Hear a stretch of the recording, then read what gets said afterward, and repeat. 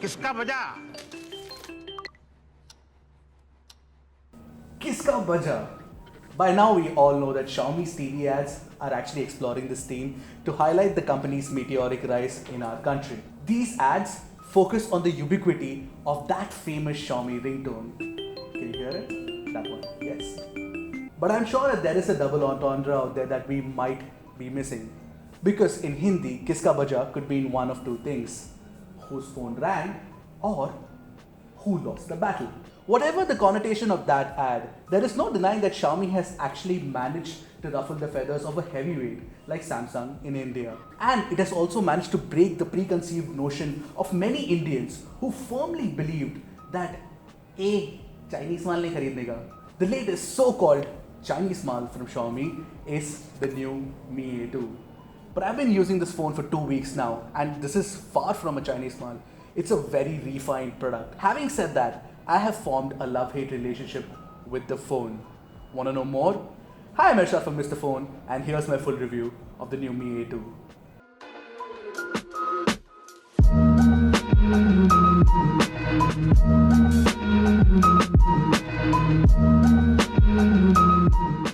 Before we jump on to our review, don't forget to subscribe to our channel if you haven't already, and hit the bell icon right next to it to get notified about more such awesome tech videos whenever we put one out. We also have a WhatsApp and Facebook group, links to which should be in the description below. But hear me out, the WhatsApp group is actually full right now, so stay tuned for more updates on that. Talking about the design of the Mi A2, Xiaomi has gone for a couple of courageous decisions out here. Firstly, the 3.5mm jack is no more. And secondly, the micro SD card slot also doesn't exist. As for the second one, I'm not really worried about it because, cloud storage. But for the first one, I was really surprised when Xiaomi mentioned that at the presentation. Moving on to the industrial design of the Mi A2. For users of the Mi A1, this phone is going to feel a whole lot different because it uses an 18:9 aspect ratio tall display. Moreover, the Mi A2 is like a slimmer cousin of the Redmi Note 5 Pro. The gently sloping curve on the rear reminds me of the OnePlus 5's horizon line design. It feels nice, for the lack of a better word, in the hand. To shave off many millimeters from the Mi A2, Xiaomi has had to remove the headphone jack and reduce the size of the battery. You do get a USB Type-C to 3.5mm dongle inside the box. Whether this design decision affects the sound quality and ease of use, or if it affects the battery life, is something I shall explore later in the review. Moving on, the Mi A2 is made entirely of metal, and our matte black metal variant does look subdued. However, some might find it to be slippery, but I didn't in my time with the phone. In case you do find it slipping out of your hands, don't forget to slap on the transparent black case bundled in the box. It's a nice case and all, but I still prefer the naked look. Thankfully, unlike the Redmi Note 5 Pro and like the Mi A1, the Mi A2 comes with a USB Type-C port at the bottom. There are two grills on either sides of the Type-C port, of which only the right one works as a speaker. After we did the first impressions of the Mi A2, someone asked me, why not replace that unused speaker grill with a 3.5mm jack? Now, to that I have just one thing to say. Industrial design is not that easy. Either you achieve a no-holes look by removing that, unused speaker grill, or you add that speaker grill for symmetry. I, for one, prefer the symmetry. And in any case, these are just holes, and if you have to actually replace that with a 3.5mm jack, you might have to add an extra hardware stack which might make the phone a little more fatter. Now, the volume rocker and the power button sit on the right edge. These buttons offer a sufficiently tactile feedback. No complaints there. On the left edge, you have a dual nano SIM tray, a pretty sturdy one too. On the top, like most Xiaomi phones, you get an infrared port. The earpiece, the dual cameras, and the notification LED all sit above the display. Coming back to the rear, I was immediately taken aback by that massive camera bump. The first time I looked at it, I was like, is that a camera bump, or is the Mi A2 just happy to see me? Jokes aside, the camera bump is a necessary evil because it houses those insane dual sensors. More on that later. Talking about the camera bump on the rear, also on the rear is the fingerprint scanner. The scanner is not the fastest one around, but it works reliably, so that's good. And like most Android One phones, the Mi A2 doesn't have face unlock either. Overall, the Mi A2 is a functional design with a few missteps that many users might not really be fond of. The Mi A2, like the Redmi Note 5 Pro and the Redmi Y2, comes with an 18:9 aspect ratio IPS LCD panel. This panel can output a resolution of 1080 by 2160 pixels. It is plenty crisp and fairly color accurate too. However, the brightness levels are a little low, which affects the sunlight legibility directly. The panel could have done with better tuning for brightness levels. Otherwise, it's fine.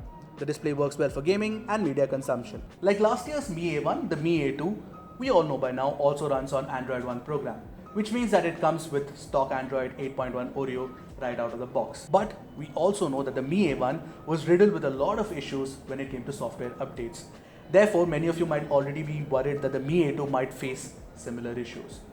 I don't know if that's going to be the case with the Mi A2 for now, and I don't know how that pans out, but I'm sure that Xiaomi must have figured out a fix by now at least.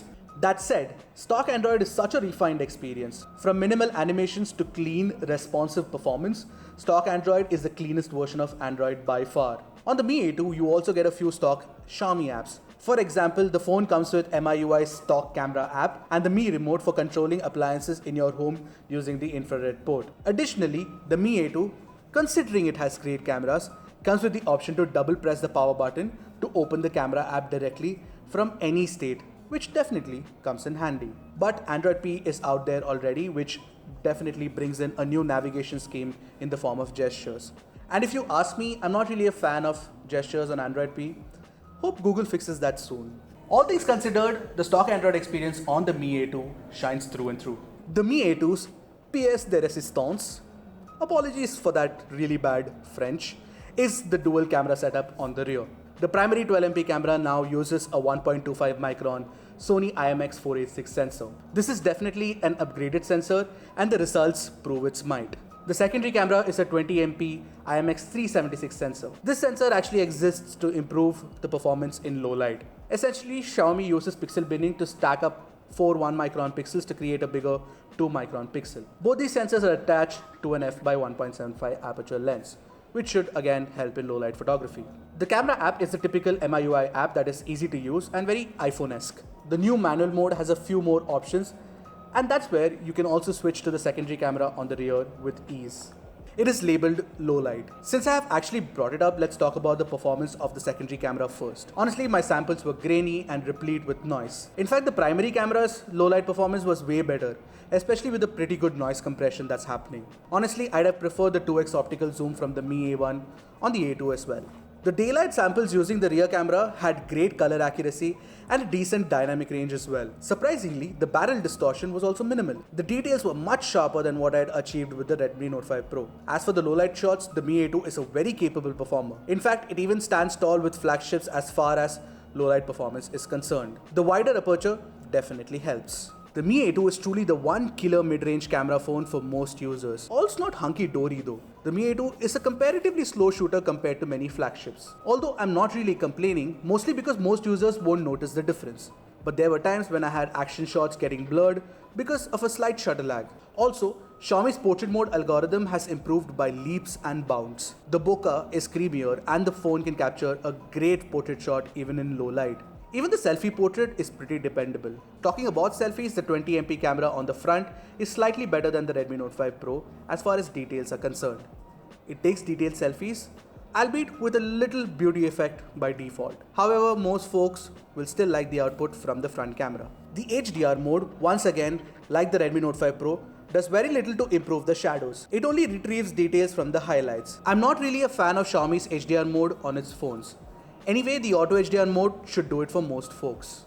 The phone can also shoot 4K videos sans electronic image stabilization though. They're slightly underexposed but offer plenty of details. The phone records stereo audio in videos, but there is very little noise reduction. You can also shoot 1080p videos with EIS if you wish. The Mi A2 is one of the very few budget phones that can shoot 720p 120fps slow motion videos. I really like the output of the slow motion videos, but the autofocus on the Mi A2 keeps hunting for focus, even in regular videos actually, and I find that to be a bit annoying. The video recording from the front camera is great for a budget phone though. The Mi A2 is definitely not a bad phone if you want to use it to make a few vlogs.